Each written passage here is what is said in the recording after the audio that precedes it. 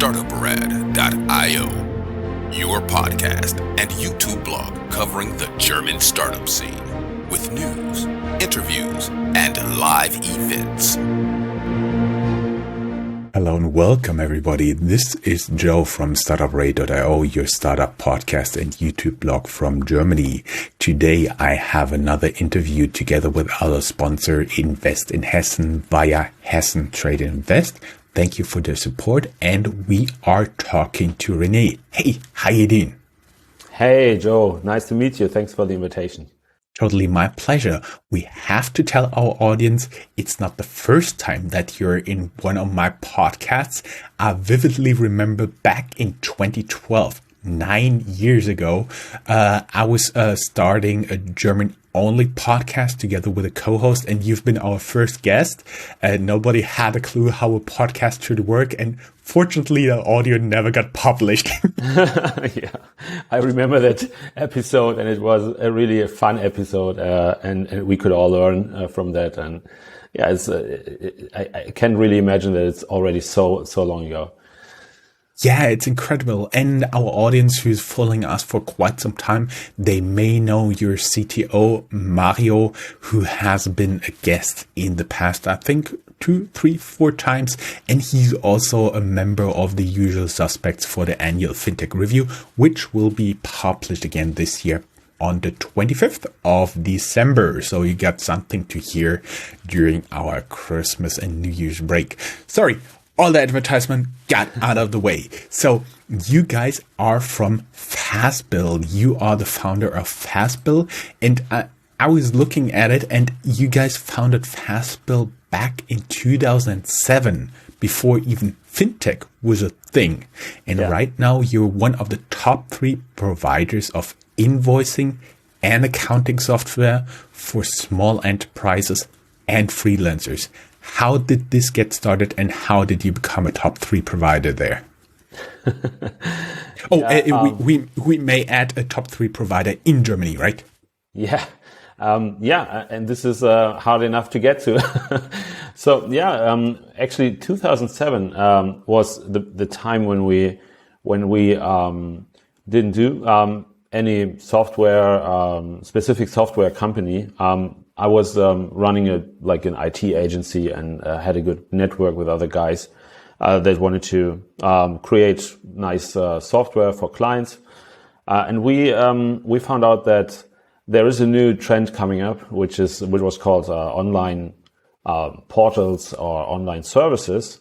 And at this time we started several projects at once. So like a shopping platform, like early SaaS platforms, and Fastbill was one of them, where we put our own pains and problems that we had with our companies into a solution that we really needed ourselves. And this was back then. It was something we just needed to track time and bill the time to clients. So this was something that was really very painful, because it was all based on like Word, Excel, and like not mobile, not collaborative with team members. So this was something we wanted to build. But it took us another 4 years from then to really start the company, Fastbill, like the Fastbill company. So we started off pretty early I call ourselves always the pioneers, one of the pioneers of SaaS in Germany. In 2011, Christian and me, we quit our jobs and did full-time Fastbill product development. So, and this was something pretty new, and there was no real, beside angel investments we got, there was no real investment opportunity. So we needed to be like a bootstrapped company for several years, as well as many others that started during the years. But I think something that made us very special is that we always had a very close connection to customers and listened to their needs and really talked to them very closely and tried to understand what their real problem was. We managed to grow constantly and did good products. We have 2 products right now. One is the invoicing and accounting platform for small businesses and solopreneurs, which is very successful. And we have another product that is doing subscription billing for subscription businesses. So this is also something we did on the way. And today, I'd say that, besides, like two other players, we are one of the biggest names in the German-speaking market, Germany, Austria, Switzerland. We do have customers in 13 other European countries. Although since we have an English language version, although we did not really focus on expand in those markets. So you see, it's a big demand. It's still a big problem, and the market is still after 10 years, it's still at the beginning. There are millions of possible customers, and only a few of them have a solution like Fastbill. And I remember that you at least tapped your toes a little bit into Brazil, as well as took a serious look into the United States. But this was no venture you seriously started, right? Yeah, we got the opportunity to look into like the US market with a German accelerator back then, and also to look into the Brazil market because one of our like team members moved to Brazil and started to research. And I mean, the US market was pretty quick. It was clear that this is too much of an investment for a small company like ours.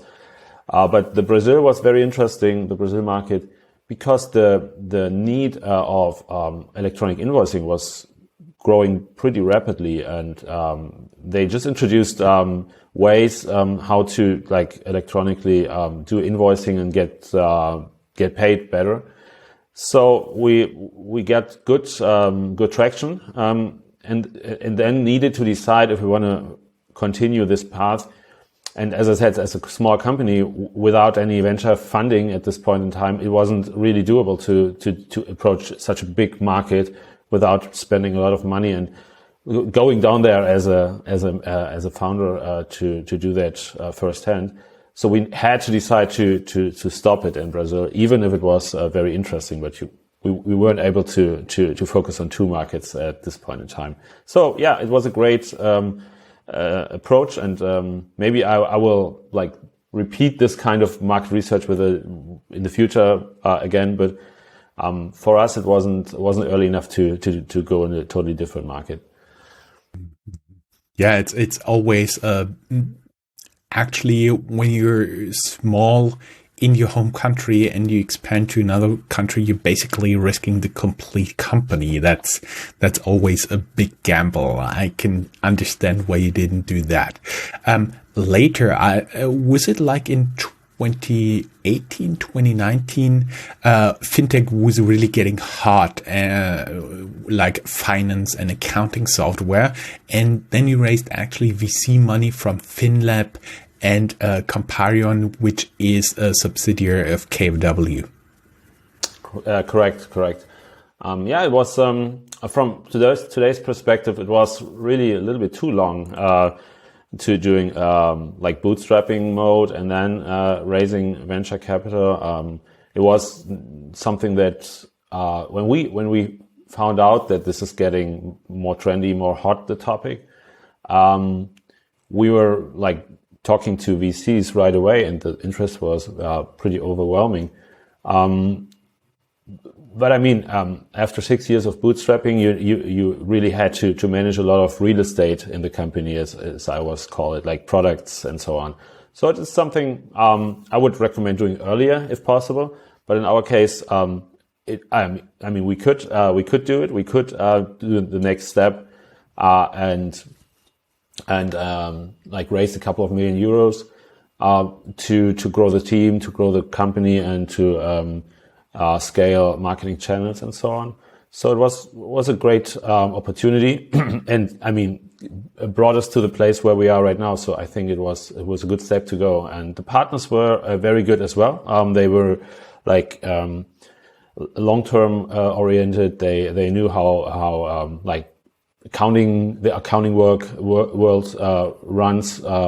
So it's not comparable to a online shoe market, for example. It's something that's taking much more like strategic approaches, it has higher customer retention, but also you need to convince the people to give their financial data. They are their existence is connected to. So it's something. Sometimes you need to have an understanding of the investors that this is a real deep shit for the customers. So. It's not like the typical VC. They tell you, okay, you can do that in 1 year. If I give you 5 million, let's try it in three months, and I give you 15 million. Not that kind of VC, right? Right. I mean, for us, it was very important to get connections to for example, the bank industry out of the VC network as well. It wasn't just the money that we wanted to get. It was also, our thesis were, for example, partnering with big banks will bring us customers for a lower price. So we tried to get a VC out of the fintech industry. And also we had some, you never know how scalable each marketing channel is. So you need to find people that really believe in like going together for a longer time. And this is what we definitely found here. It was, they always wanted to understand why things happen and how the business model is. So this is something I really like just a partly financial perspective. Yeah, that's also one of the lessons we get on a very regular basis here. Not all investors are alike, even though their money is most likely. We are talking here because you guys got bought completely, all equity, by FreshBooks, which is also, I do believe, in the area of accounting, a unicorn based in Canada, in Toronto. And they already bought a fintech in Mexico back in 2020, and now they're expanding to Europe in 2021. How did this deal happen? Because it's time of Corona, and I'm not supposing you just flew over to Toronto and knocked on the door. Hey guys, how's it going? Yeah, it was a crazy year, or 1.5 years, looking from now. So it was definitely something that wasn't completely planned this way from day one. We were definitely like thinking pretty openly how to grow the company like 1 year ago, and like we were like already a profitable company, so we were not in a rush in a way. So, but we thought, okay, so the competition is not sleeping. They know what they do. They are like do very good business. So how can we leverage our long experience and our great talent and great product even more? Besides the profitable growth and the channels we established, and I thought maybe it's something that is based on a strategic partnership. And as I already said, we always believed in some kind of strategic partnerships, for example, with banks or with insurance companies or with others. And I thought maybe it is the right time to think about changing something in the shareholder structure, so we have somebody on board that really can push us even more with more resources and more not only financial resources but also manpower and structure and whatever. So we definitely we did at first a market sounding, finding out if people are really value what we have and can bring extra value to us. So we had a lot of talks about with possible partners, and we decided that we definitely need some partner that is in the same business, like in the accounting business, and is doing like playing in the global game. And we knew the FreshBooks team already at this point of time. We met them in Vancouver at a congress a couple of years ago. And we already talked to Matt, who's SVP in corporate development at FreshBooks, and Mike, the founder of FreshBooks. We already had the connection, and we already they already asked us, if you do something like fundraising, just let us know. So yeah, we talked to them and we found out that this was a perfect time, like talking about this kind of partnership, because FreshBooks just started to roll out their global expansion, and we really were looking for a powerful like lever for our potential. So we had really good talks from day one, and we found that the culture, the strategy, the values are really matching up perfectly. So it was very, very clear that we want to do that. And I mean, for me, it wasn't necessary to sell every share of the company, but I mean, this was something FreshBooks was part of their strategy. So we decided on doing that, and now we are also like received a part of the like acquisition amount in FreshBooks equity. So we continue like we are still on board, and we can profit by the value increase of the whole company. And since they are a unicorn already, this is very interesting. So that means it's most likely you, Mario, which our audience already knows, and Benjamin. You three guys get some equity in FreshBooks and stay on board? We definitely stay on board. This was the main like thing that they needed us to approve, and we definitely never said we want to go out. So this matched. So we wanted to follow the vision still, and don't like jump off in any way.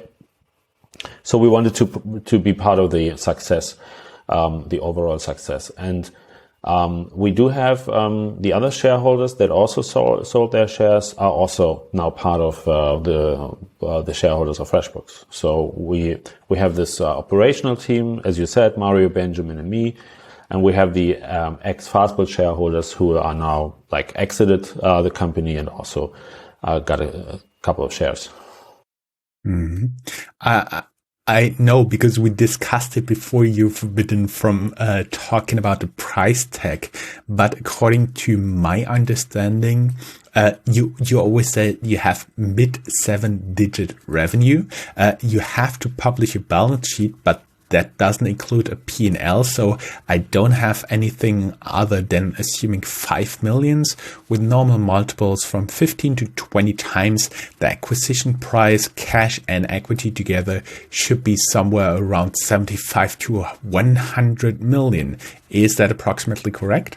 I would really love to give more, like say something like a yes-ish or yes or no or maybe, but like as part of the deal, we decided not to disclose any financials because there is a expansion strategy going on, and this would really give some kind of disadvantages if some financials would be public.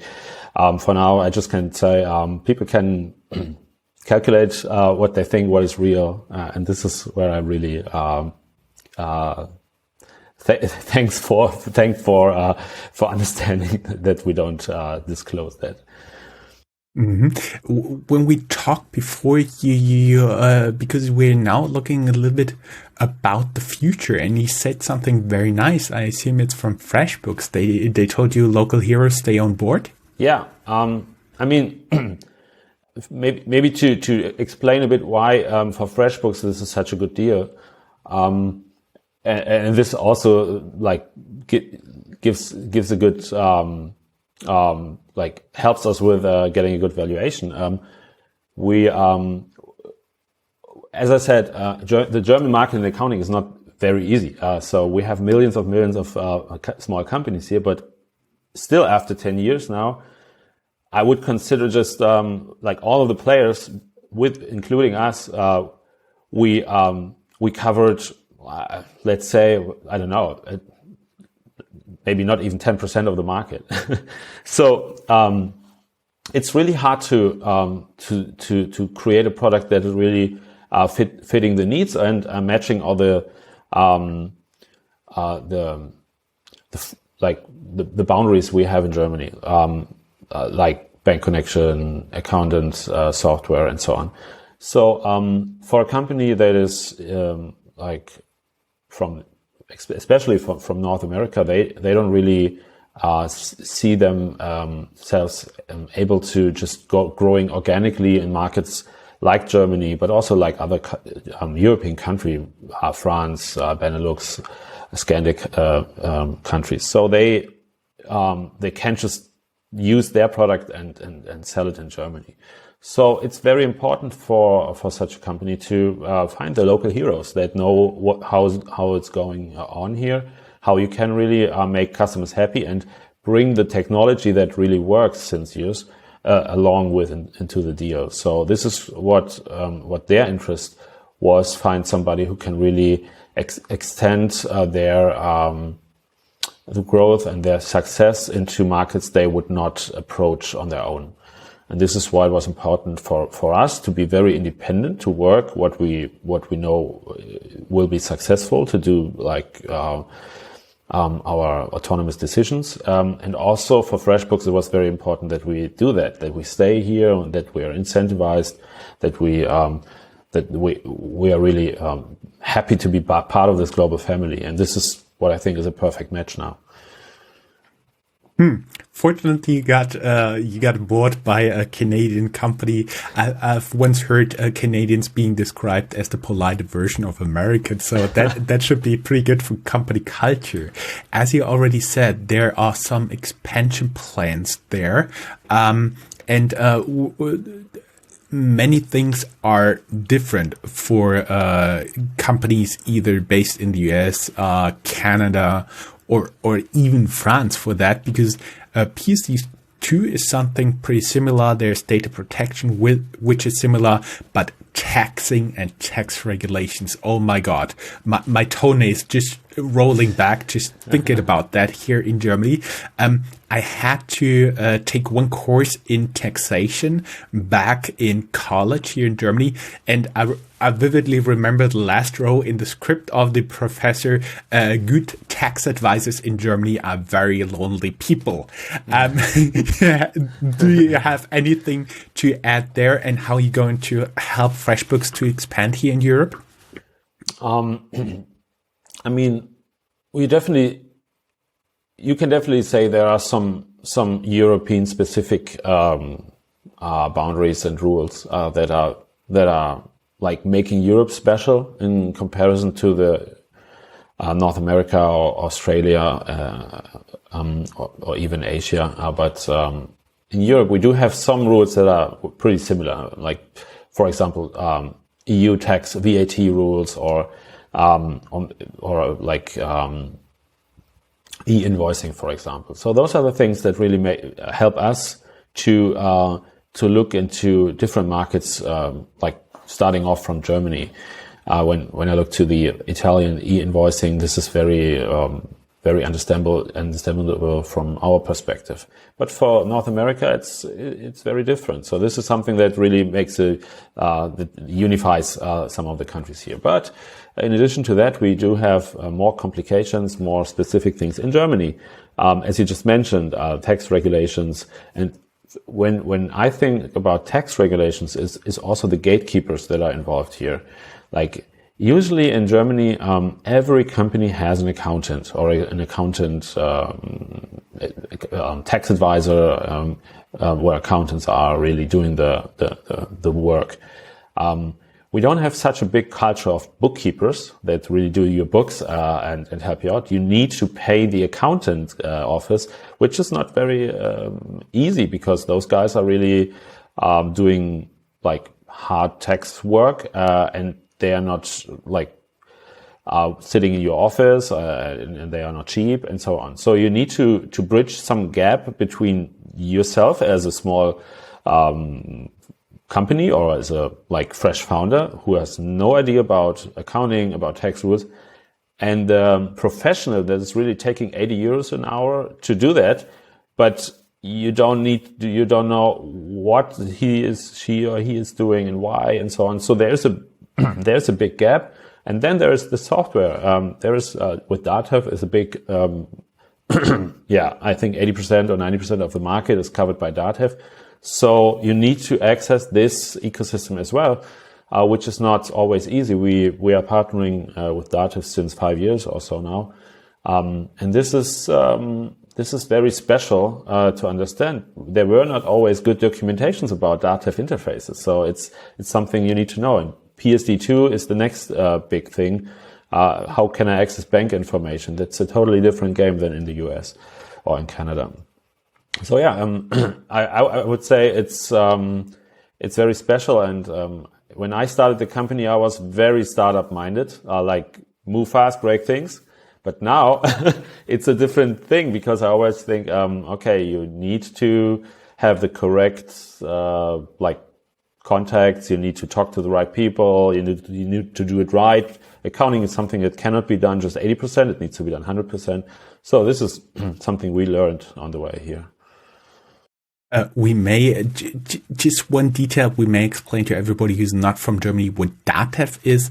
That is your means to exchange tax data, more or less. It's a German software standard that tax advisors use for their daily business, and we need to put data into their system. That's right. So this is the interface that everybody has to connect to. Oh, that very, very exciting. An interface which is already boring for taxes. Ooh, I think we reached a low point. Let's change topics and talk a little bit about the local ecosystem, since this is sponsored by Invest in Hessen. First thought I had about this, there are now some exits. What comes to mind is like Kobe Bike already a few years ago, Crossings, well, which we covered almost exclusively. You guys, they all had cash events. So meaning the first generation, now they got some money, they are going to invest. And I think you are likely to do as well. And what do you think about the importance of those people for the ecosystem?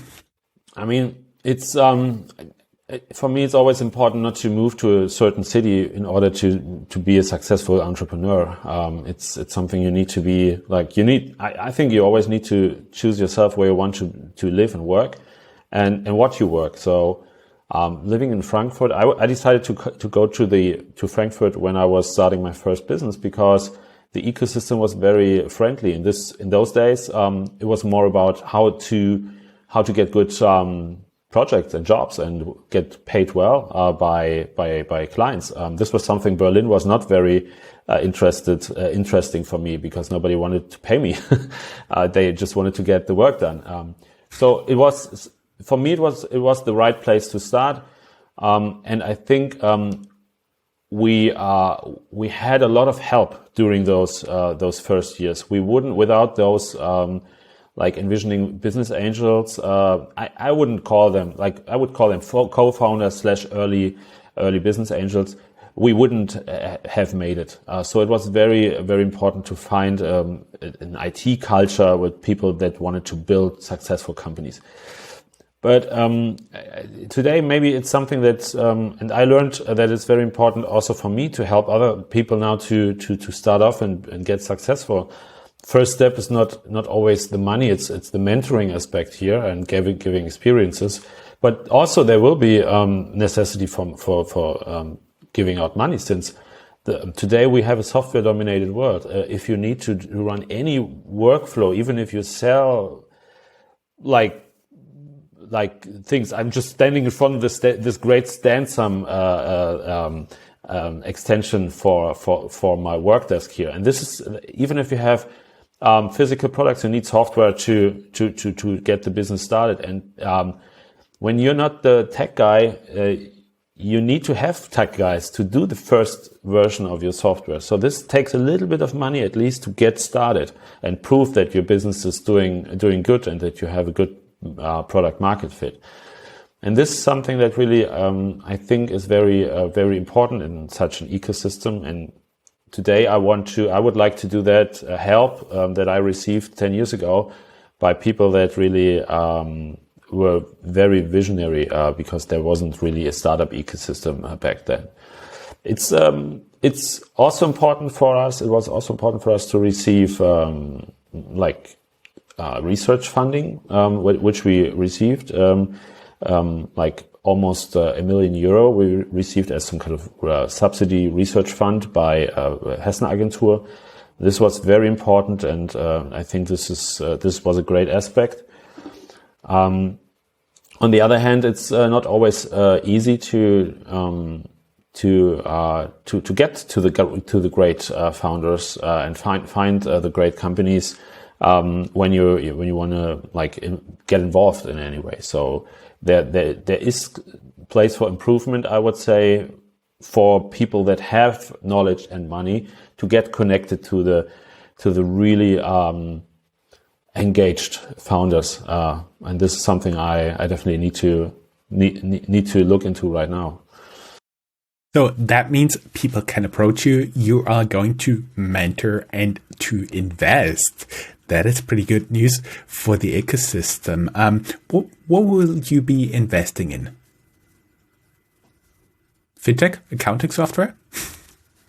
I would say, I mean, I have a little split relationship to fintech, to be honest, because for me, like creating easy to use products that do a real value always need to be very easy and understandable. I think for accounting, it's always nice to make things easier and simpler. Also, if you like, for example, Autada, who did the reading software for the ID cards, this is something that's really easy to understand.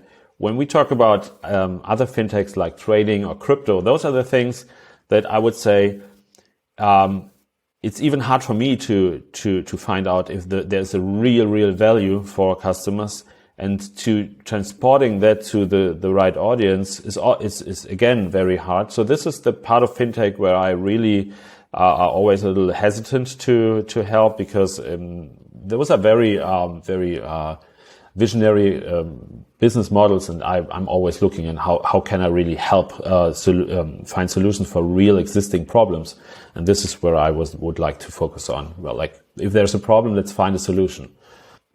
I think I know some people you should talk to. Hopefully.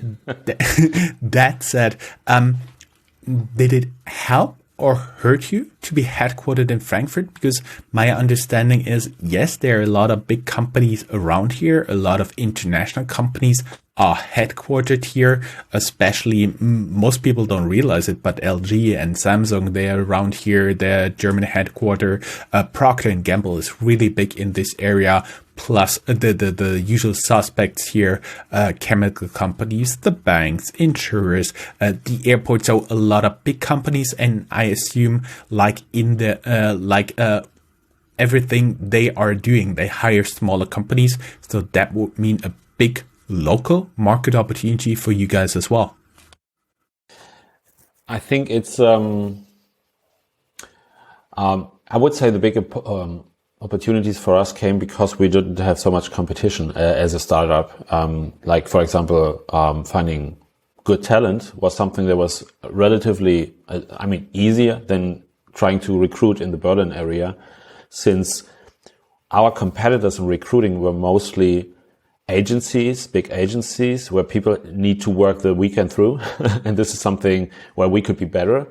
Or banks, where people, like, they earn more money than with our company or with startups in general, but they usually don't do such a purpose-driven work that they can do with Fastbill or other companies. So the competition, we could really position ourselves in recruiting to be better and different than other players, which is always good if you don't have so many great startups in the area. So this is something that might become harder now.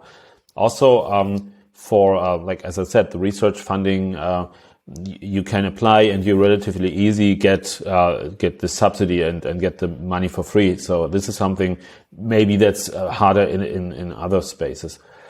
But from a perspective of like acquiring clients or strategic partnership, I would have expected more, since our approach was to do bank strategic partnerships with banks. And they are in Frankfurt, but this wasn't something that really worked out as I imagined. So I would say this is not something that really helped in our case, Maybe if you do like a KYC startup or something else, this would be maybe better, but not in our case. And what I think, what is definitely needed here, and I met Mario through the startup community events that we have here. I met Benjamin through the same connections here. So, meeting great people to share a vision and to work together, it's definitely possible in Frankfurt. Many people are not not easy with quitting their bank job because this is so well paid in order to do a big startup or a big visioned startup. This is something where I would say if you don't get so much paid as maybe in Berlin, it's easier for you to quit and do something else. So I think it's from the perspective doing something real, it's something where you can find a better community, and there's not so much like bullshit bingo around here. I would say. Mm-hmm. Last question, because we're already running at almost 40 minutes by now, recording time.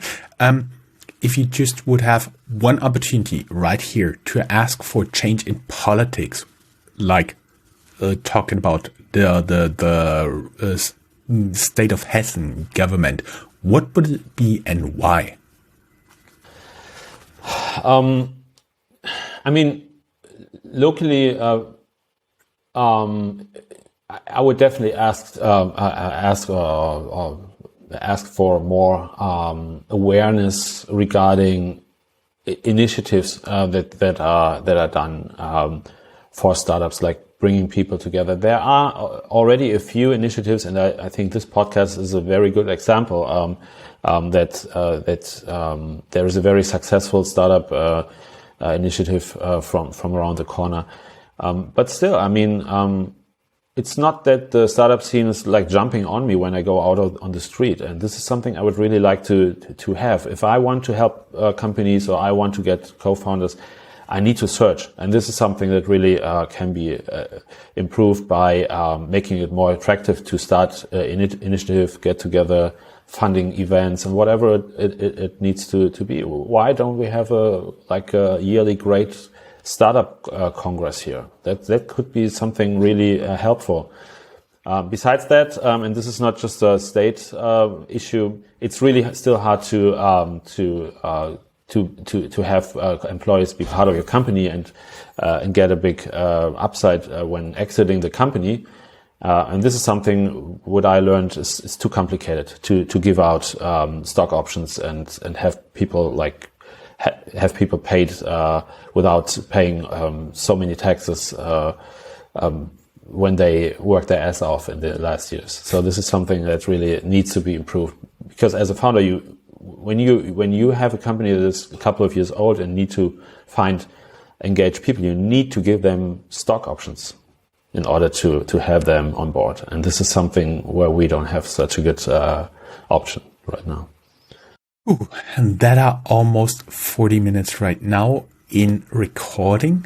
Thank you very much. It was a pleasure talking to you, even though I know with your experience we could have talked for a few more hours. but maybe we'll do this at another point in time. Thank you very much. It was just a pleasure talking to you, and looking forward what news come out of Fastbill for the next years. Thank you, Joe, for having me. It was a pleasure, and I'm very looking forward to the fintech how's it called? On the 25th of December, the annual fintech review by Startuprad.io. Oh, this is so great. I love that so much. Great. Thank you very much. It was just a pleasure. All right. Thanks. Bye. Bye-bye.